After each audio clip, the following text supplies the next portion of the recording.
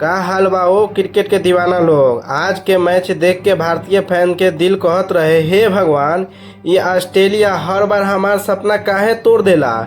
चली बिना टाइम खराब कइले पूरा मैच के कहानी भोजपुरिया अंदाज में सुनत बानी। मैच रहे लॉर्ड्स के ऐतिहासिक मैदान पर। भारत टॉस जीतल आ कप्तान हरमनप्रीत कौर कहली, पहले बल्लेबाजी करब आ रन बनाई के आ दबाव डालब। फैन बोलत, आज तो ऑस्ट्रेलिया गइल काम से। भारत के शुरुआत ठीक ठाक रहल।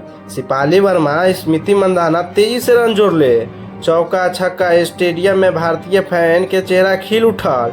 बाकिर ऑस्ट्रेलिया के गेंदबाज सोचले, इतना जल्दी खुशी मत मनाव।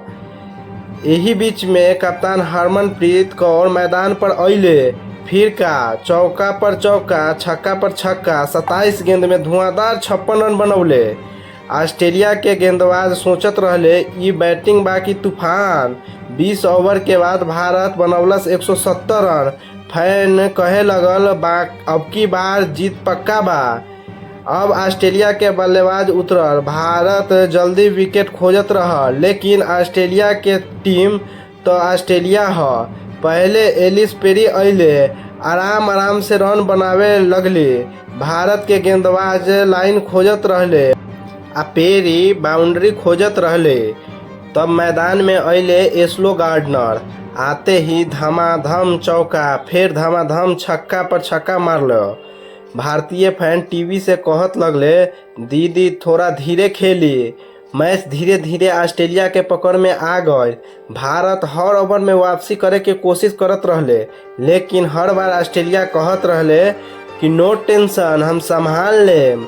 आखिरकार ऑस्ट्रेलिया लक्ष्य हासिल कर लिहलस। भारत मैच में 6 विकेट से हार गए। ऑस्ट्रेलिया फिर साबित कर देलस कि दबाव वाला मैच में ओकर अनुभव बहुत काम आवेला। बाकिर भारत के कप्तान हरमनप्रीत कौर शानदार अर्धशतक आ टीम के लड़ाई देखकर फैन गर्व महसूस करेला। हार तो जरूर मिलल, बाकिर जज्बा कमाल रहल।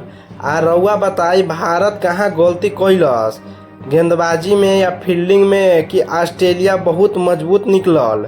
अपन राय कमेंट में जरूर लिखी। अगर वीडियो पसंद आइल होखे तो लाइक कर दी।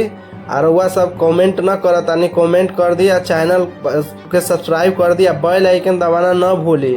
फिर मिलब नया क्रिकेट अपडेट भोजपुरिया मस्ती के साथ। तब तक के लिए जय हिंद दोस्तों।